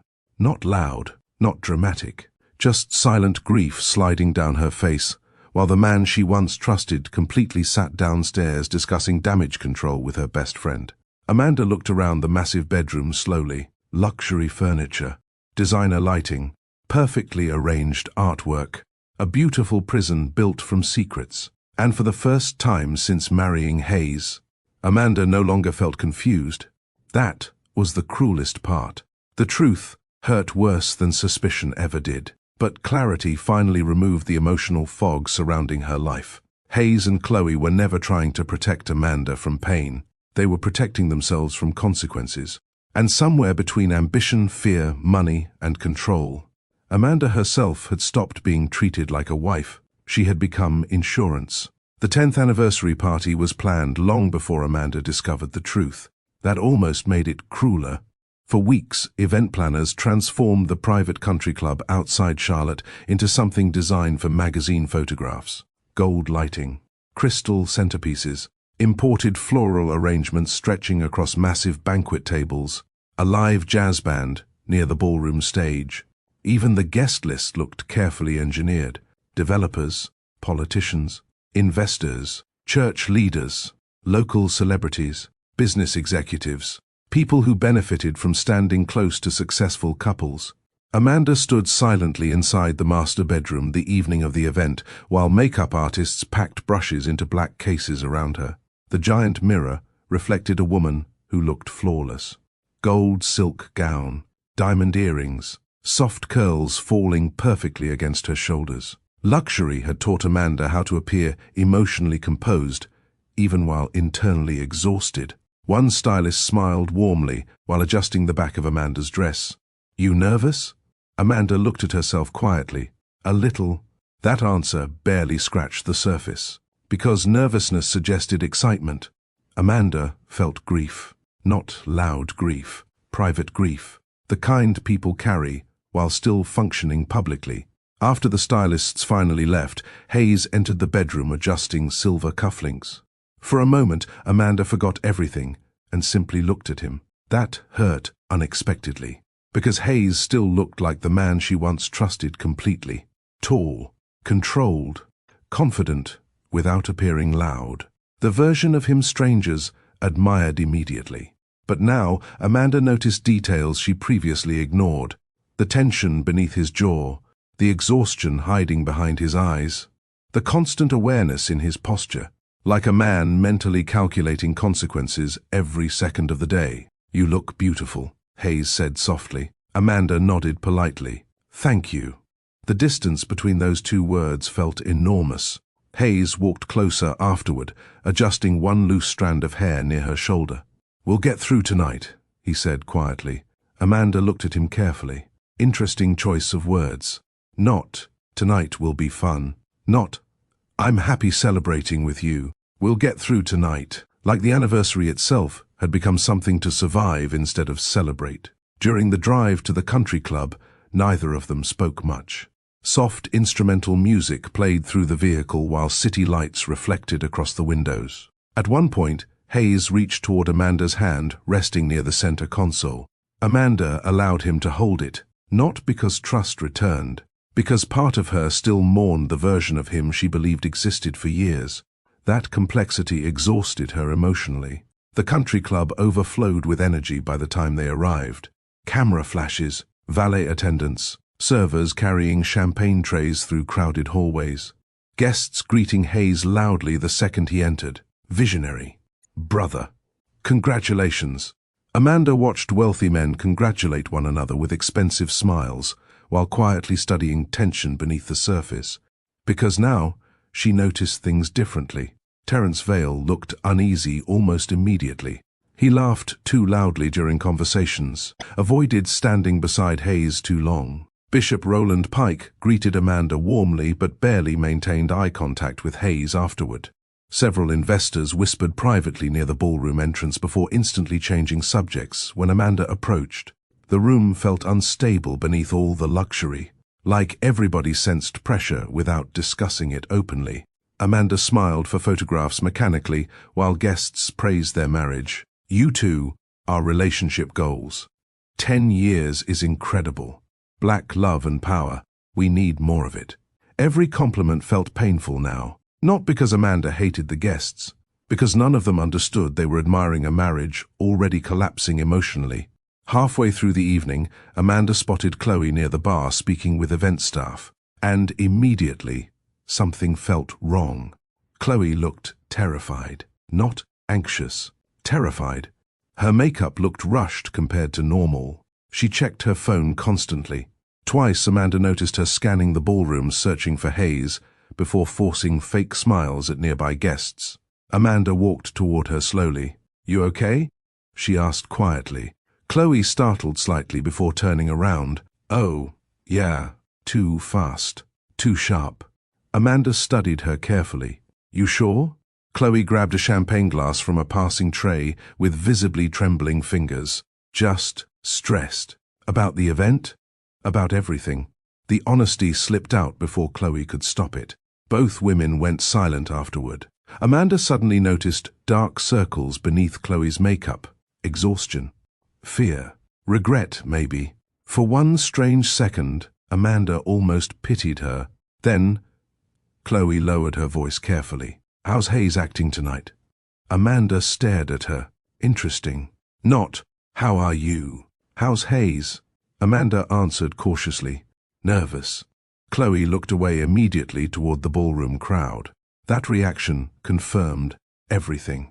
The fear inside this situation had become bigger than emotional betrayal now. As the evening continued, Amanda noticed more people quietly sensing tension between her and Hayes. Nadine watched Amanda carefully several times during dinner. Marlon Pierce grew unusually quiet whenever Hayes entered conversations. Even Yvette looked emotionally uncomfortable sitting near them. At one point during dessert, Marlon leaned closer toward Amanda while others laughed nearby. "For what it's worth," he said quietly, "you handled pressure better than most people would." Amanda frowned slightly. "What pressure?" Marlon instantly regretted speaking. Nothing. He sat back, immediately drinking bourbon. But Amanda caught the look Yvette gave him afterward. Warning. People knew pieces. Not everything, but enough. That realization hollowed Amanda out emotionally, because it meant she had spent years protecting a marriage publicly, while privately becoming the last person fully informed about it. Later that evening, Amanda stood alone near a private hallway outside the ballroom, trying to breathe through rising anxiety. Inside the ballroom, the jazz band played softly, while laughter echoed beneath crystal chandeliers. The entire event looked elegant. Perfect. And somehow that perfection made the truth feel even uglier. Then she heard footsteps approaching behind her. Hayes, and seconds later, Chloe. Hayes stopped walking the second he noticed Amanda standing near the hallway. For a brief moment, all three of them remained completely silent. The ballroom music sounded distant now, muted, like the entire party existed somewhere far away from the tension suddenly filling the hallway. Chloe looked the worst out of all of them, her breathing uneven, phone clutched tightly in one hand, eyes moving nervously between Amanda and Hayes. "There you are," Chloe said too quickly toward Hayes. "We need to talk." Then she noticed Amanda's expression fully, and the color drained from her face. Amanda folded her arms slowly. Apparently, nobody moved. Hayes finally exhaled heavily before rubbing both hands across his face. For the first time in years, Amanda watched him look emotionally cornered, not socially polished, not strategically calm, tired, actually tired. Hayes glanced toward the ballroom entrance, making sure nobody stood nearby before lowering his voice. "We shouldn't do this here." Amanda almost laughed. Interesting time to start worrying about appearances. That sentence landed hard. Chloe looked down immediately. Hayes stared at Amanda for several seconds before speaking again. "You deserve the truth."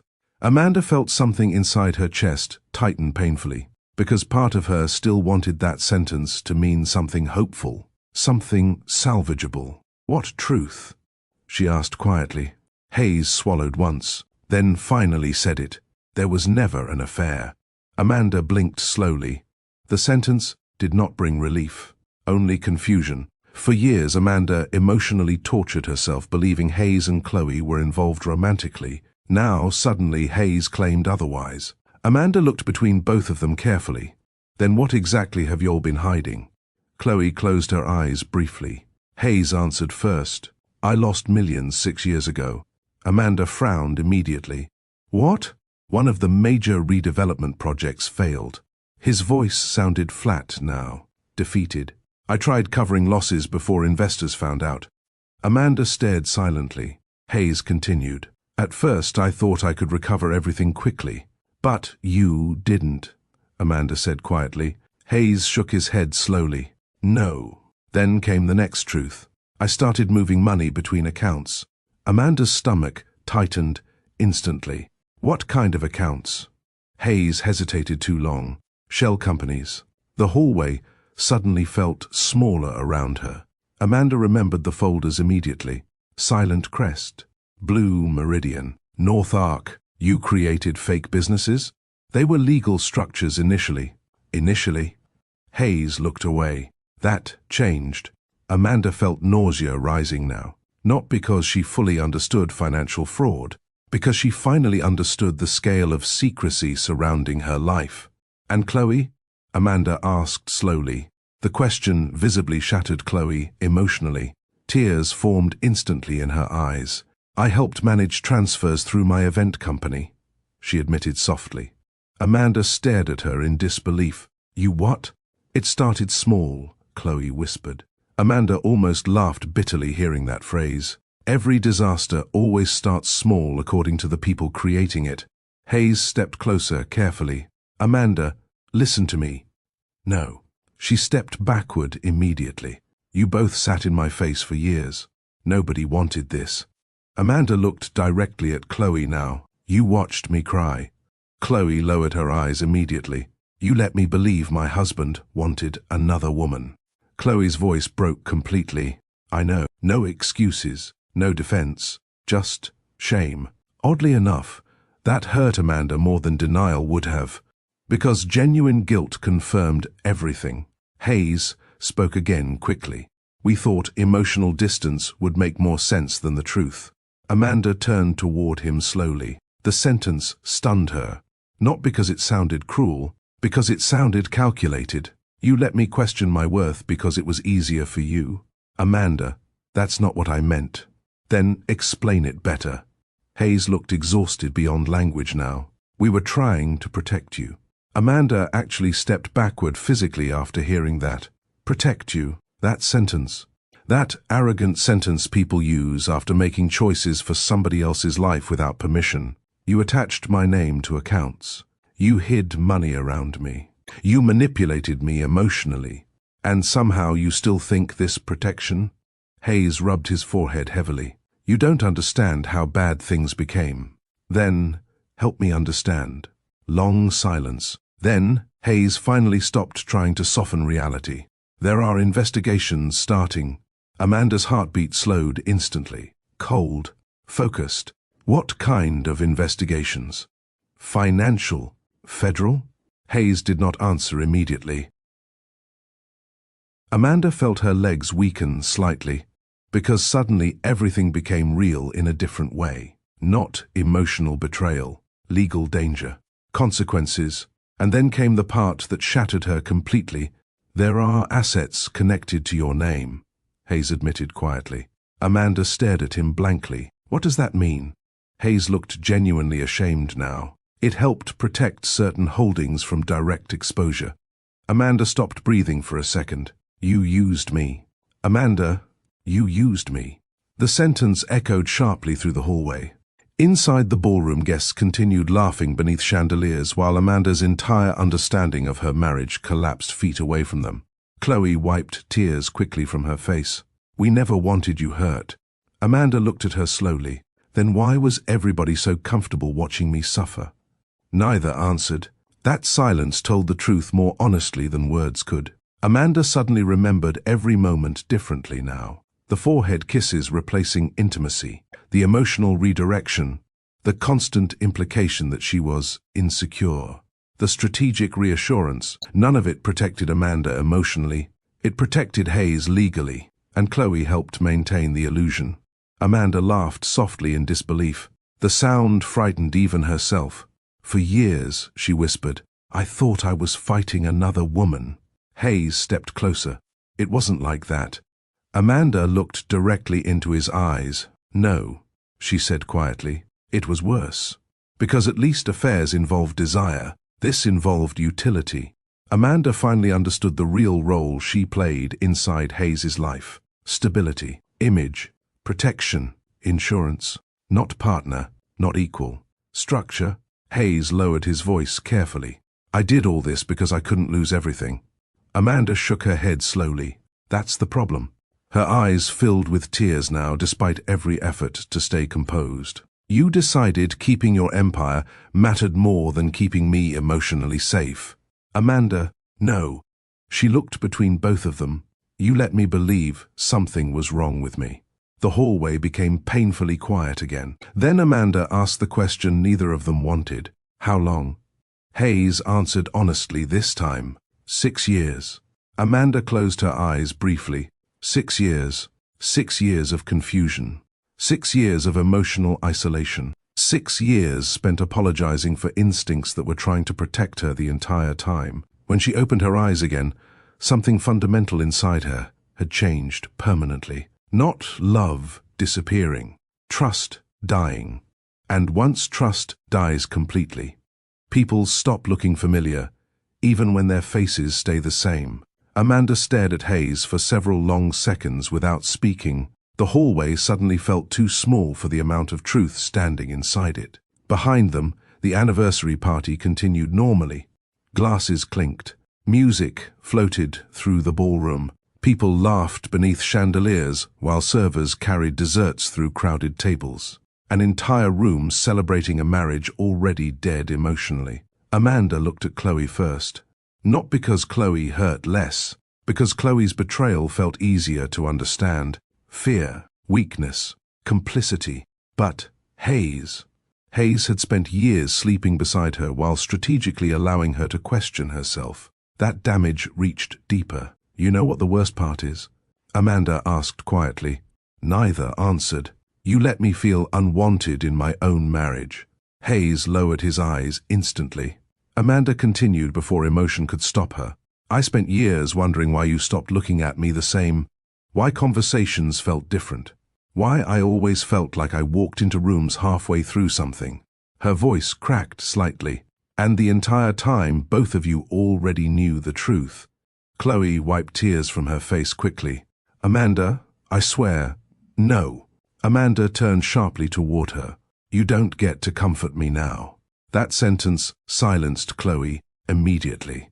Amanda looked back toward Hayes. You watched me blame myself. Hayes finally spoke softly. I never wanted you hurting like this. Amanda laughed once in disbelief. Then why let it continue? Hayes rubbed both hands over his face heavily. Because every time I tried fixing one problem, another got worse. That's not an answer. I was trying to hold everything together. Again. That phrase, everything together. Amanda finally understood what everything meant to Hayes now. The company, the reputation, the investors, the lifestyle, the image, everything except emotional honesty. You know what, crazy? Amanda whispered. I would have stood beside you if you told me the truth years ago. Hayes looked up immediately. Pain crossed his face so visibly that Amanda almost hated herself for still caring. I know, he admitted quietly. That answer destroyed something final inside her, because it confirmed what she already suspected. Hayes never hid the truth because Amanda was weak. He hid it because honesty threatened his control. Amanda folded her arms tightly, trying to steady herself. So instead you made me feel emotionally unstable. Amanda, no. Tears slid down her face now, but her voice remained calm. That part matters. You kept telling me I was overthinking. You kept acting like my instincts were the problem. You let Chloe sit there, reassuring me, while both of you knew exactly why I felt something was wrong. Chloe started crying harder beside them. I hated every second of it. Amanda looked at her coldly. But you still did it. Silence. That silence answered enough. For the first time all night, Hayes stopped trying to defend himself. His shoulders slumped slightly beneath the pressure of everything collapsing around him. I got scared, he admitted quietly. Amanda stared at him. Real honesty. Finally.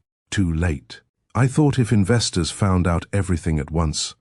Hayes continued, I'd lose the company. Amanda answered immediately. So you decided I should lose my peace instead. That sentence hit him visibly. Good. Not because Amanda wanted revenge. Because consequences should finally feel real to him emotionally. Hayes stepped toward her carefully. I was protecting you. Amanda actually looked stunned hearing it again, then slowly shook her head. No. Her voice lowered almost to a whisper. You were protecting yourself from losing access to me. Hayes froze. Amanda continued. You needed me stable. You needed me supportive. You needed me emotionally distracted. And the second I started asking dangerous questions, everybody suddenly treated me like I was difficult. The truth sat heavily between all three of them, because nobody could deny it anymore. Amanda suddenly felt exhausted, beyond anger. Years of emotional tension finally collapsed into clarity. She looked at Hayes differently now. Not as husband, not even fully as enemy. As somebody who became so obsessed with controlling outcomes that he stopped recognizing the emotional destruction he caused. "You know something really sad?" Amanda asked quietly. Hayes swallowed hard. "What?" "I don't even think you noticed when I stopped feeling safe with you." That sentence broke him more than shouting would have. Amanda saw it immediately. Hayes looked away, sharply blinking hard. For years he controlled rooms, negotiations, investors, conversations. Now he looked like a man watching his own reflection collapse. Inside the ballroom, applause suddenly erupted from somewhere near the stage. The sound startled all three of them briefly. Amanda almost found it funny. People celebrating love 10 feet away from the moment her marriage finally died emotionally. Hayes lowered his voice carefully. "We can still get through this." Amanda stared at him in disbelief. Even now, part of him still believed damage could be managed if handled carefully enough. That was the problem with people addicted to control. They mistake survival for repair. Amanda wiped tears from her face slowly. "No, Hayes." He looked at her desperately. "Amanda, please. You lost me the moment you decided I was too weak to handle the truth." Silence. Complete silence. Not even Chloe moved, because all three of them understood the finality inside that sentence immediately. Amanda stepped backward slowly afterward. For the first time in years, she no longer felt emotionally confused standing near Hayes. The grief remained, the heartbreak remained, but confusion was gone. And clarity changes people permanently. Hayes looked like he wanted to say something else. Apologize. Maybe. Explain more. Promise change. Amanda no longer cared. Because apologies offered after years of manipulation often sound more like panic than accountability. She glanced once toward the ballroom entrance where guests still celebrated beneath warm golden lights. People smiling. Photographers moving through crowds. Servers pouring champagne. An entire world still admiring the illusion Hayes worked so hard to protect. Then Amanda looked back at him one final time and realized something devastating. The man she fell in love with had probably existed once, but somewhere between ambition, admiration, fear, and control, Hayes stopped protecting the people he loved. He started protecting the version of himself he could not bear to lose. Without another word, Amanda turned and walked away from both of them. And, this time, Hayes did not follow. Amanda did not return home with Hayes after the anniversary party. That decision happened quietly. No dramatic announcement, no screaming argument in the parking lot.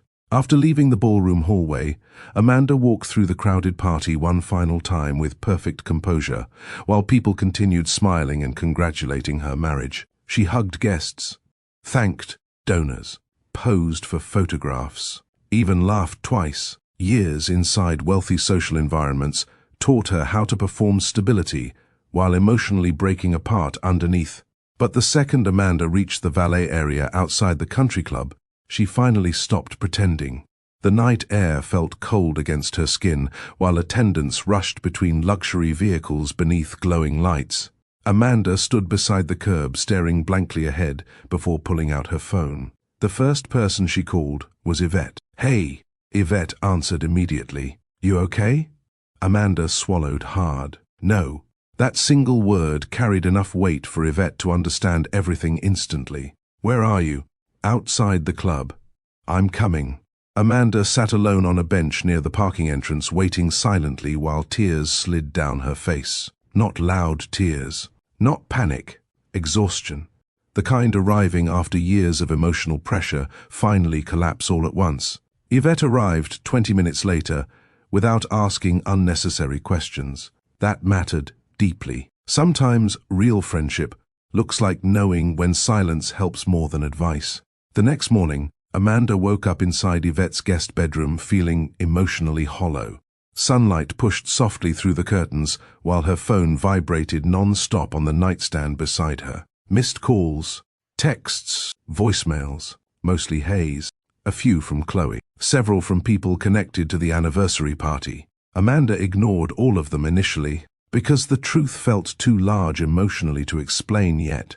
Then around noon, Yvette walked into the room holding coffee and her phone. "You need see this." Amanda sat up slowly. Yvette handed her the phone without speaking.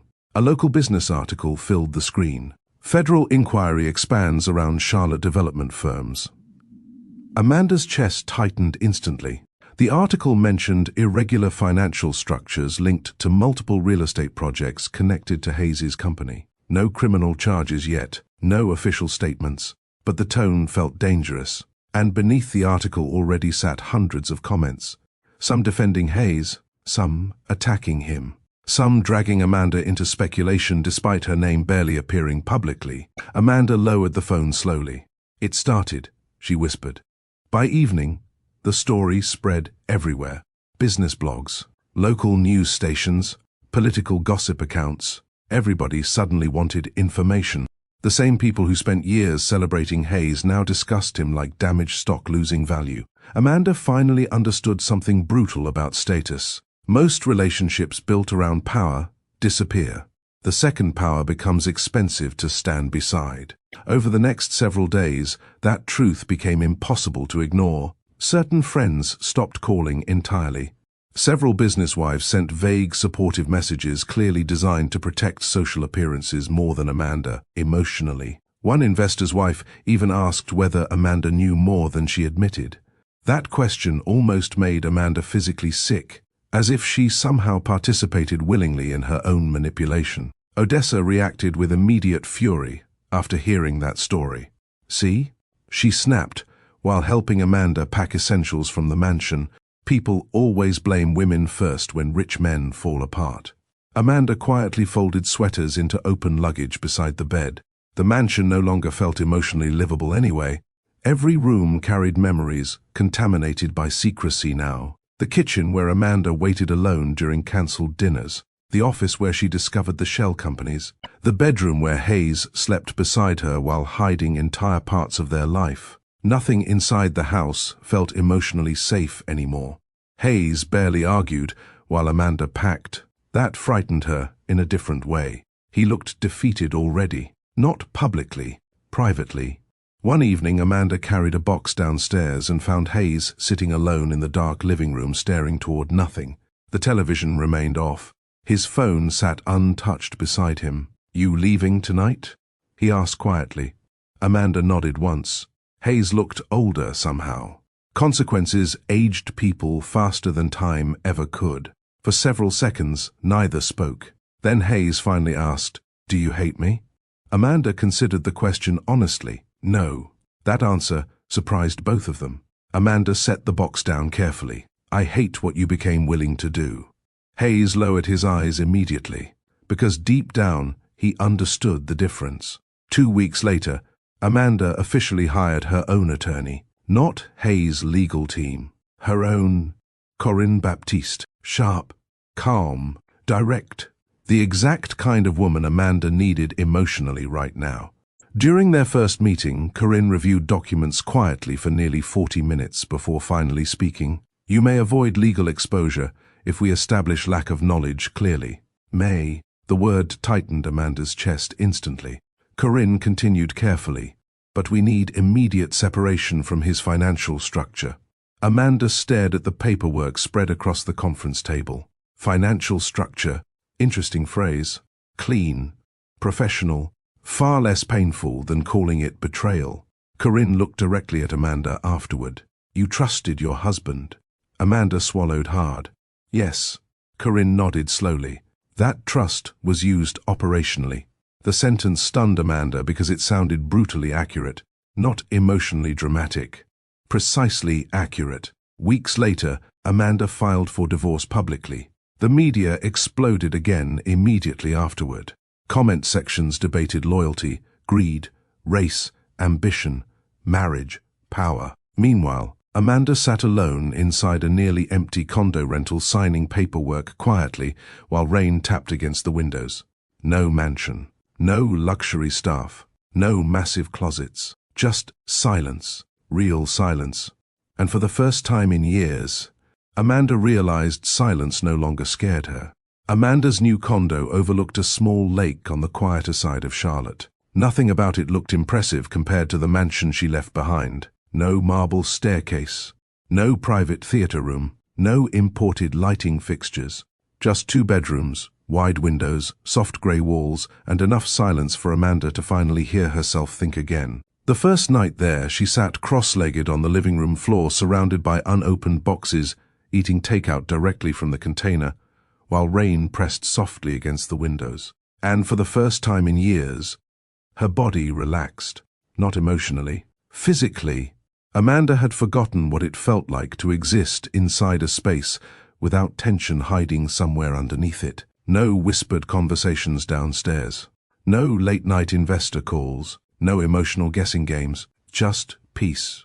That realization nearly made her cry harder than the divorce paperwork did. Healing did not arrive dramatically afterward. There was no magical breakthrough. No sudden transformation. Mostly small things. Amanda started cooking again because she genuinely wanted to instead of performing domestic perfection for social appearances. She began taking morning walks around the lake before traffic filled the streets. Sometimes she called Celestine just to talk about ordinary things again. Recipes, church gossip, television shows, normal life. One afternoon, while unpacking books, Amanda found her old journal buried inside a storage box. She sat quietly flipping through pages. April 3rd, April 15, April 22nd, line after line documenting emotional confusion she spent years trying to explain away. Amanda touched one sentence slowly with her fingertips, starting to feel like everybody protecting Hayes from my questions, or protecting me from something worse. Amanda closed the journal gently afterward, because the woman writing those entries already knew the truth emotionally before proof ever arrived. That realization changed the way Amanda viewed herself. For months, she blamed herself for ignoring warning signs. Now she understood something more compassionate. Manipulation works best when delivered slowly by people you genuinely love. Around that same period, public fallout surrounding Hayes intensified. Properties froze under investigation review. Business partnerships dissolved quietly. Political allies disappeared almost overnight. News coverage shifted from speculation into detailed financial reporting. Amanda tried avoiding most of it, not because she still protected Hayes emotionally, because constant exposure to scandal exhausted her mentally. Still, pieces reached her anyway. Yvette, mentioning another article. Odessa, complaining about internet commentators blaming Amanda unfairly. Even strangers recognizing her occasionally in grocery stores. That part felt surreal. One woman near the produce section approached Amanda carefully one afternoon. "I just want to say," the woman whispered softly, "I'm glad you left." Amanda thanked her politely afterward, but the interaction stayed with her all evening, because it reminded her how many people quietly remain inside relationships that slowly erase them emotionally. A few months after moving into the condo, Amanda attended a community arts fundraiser Yvette convinced her not to skip. "You need human interaction outside depression and legal meetings," Yvette told her firmly. The fundraiser took place inside a renovated warehouse near downtown Charlotte. Local musicians performed near the stage while non-profit organizers displayed youth art programs around the room. Nothing about the event felt performative or politically polished the way Hayes' business gatherings always had. People actually seemed present. Amanda noticed Nolan before speaking to him, not because he demanded attention. The opposite. He stood near a display table helping volunteers reorganize donation packets, while quietly listening to an elderly woman explain a scheduling issue. No dramatic charisma, no networking energy, just calmness. Later that evening, Amanda accidentally dropped her event brochure while balancing a drink near one of the exhibit walls. Nolan picked it up first. "You looked committed to losing that," he joked lightly. Amanda laughed softly. "Long week. I respect the honesty." His tone felt easy, no performance attached. That immediately relaxed her slightly. They talked casually for several minutes afterward. Nolan worked as an architect, connected to several neighborhood housing projects across Charlotte. Not flashy luxury developments, actual community restoration work. Amanda noticed something else too. He listened fully when she spoke. Not strategically, not waiting for his turn, actually listening. That detail affected her more than she expected, because emotional neglect changes how deeply simple attention can impact someone. Before leaving, Nolan smiled slightly. "You coming to the volunteer fundraiser next month?" Amanda shrugged. "Maybe. That usually means no." Amanda laughed again. "There's still a chance." Then, "I'll risk optimism." The conversation stayed in Amanda's head longer than she intended afterward. Not because she suddenly fell in love, because Nolan felt emotionally uncomplicated. And after years of confusion, uncomplicated felt unfamiliar in the best possible way. Over the following months, they crossed paths several more times through community events and non-profit work. Slowly, naturally. Sometimes they grabbed coffee after meetings. Sometimes they walked around the lake near Amanda's condo discussing music, architecture, family, or completely ordinary things. Nolan never pushed emotionally. That mattered. He noticed Amanda's hesitations without forcing conversations before she felt ready. One evening, while sitting beside the lake watching lights reflect against the water, Nolan asked quietly, "You always this guarded?" Amanda smiled faintly. "Recently?" "Yeah." Nolan nodded thoughtfully. "Somebody taught you not to relax around them?" The question stunned her, not because it sounded dramatic, because it sounded observant. Amanda looked down at her hands quietly. "For a long time I thought love meant constantly trying to prove you understood somebody." Nolan stayed silent, letting her continue naturally. "But eventually I realized I spent more energy managing someone else's emotions than protecting my own peace." The night air moved gently across the water, while both sat quietly afterward. Then Nolan said something Amanda would remember for years. "Real safety feels boring at first when you're used to emotional confusion." Amanda looked at him slowly, and for the first time since leaving Hayes, she realized healing was not about replacing pain with excitement. It was about learning to trust calmness again. That lesson changed everything. Amanda did not see Hayes in person for nearly 7 months after filing for divorce. Lawyers handled most communication. Corinne dealt with paperwork aggressively and efficiently. Financial investigators continued examining business records connected to Hayes's former company. And slowly, piece by piece, the empire Hayes spent years building collapsed publicly. Properties sold, partnerships disappeared. Political allies distanced themselves. Men who once called him visionary suddenly acted like they barely knew him. Amanda watched all of it from emotional distance, not because she felt cold, because she finally understood something important. Consequences were not revenge. They were simply reality arriving late. One Thursday afternoon, Corinne called Amanda while she reorganized kitchen cabinets inside the condo. Hayes requested a direct meeting before final settlement negotiations continue, Corinne explained. Amanda stayed quiet for several seconds. "You comfortable with that?" Corinne asked carefully. Amanda looked out toward the lake through the kitchen window. The water moved calmly beneath soft afternoon light, while distant joggers passed along the walking path nearby. Months ago, her entire nervous system would have reacted violently hearing Hayes's name. Now, the reaction felt quieter, manageable. "Yes," Amanda finally answered. "I'll meet him."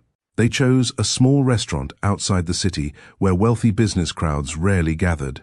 No cameras, no political donors, no investors pretending friendship, just neutral space. Amanda arrived first.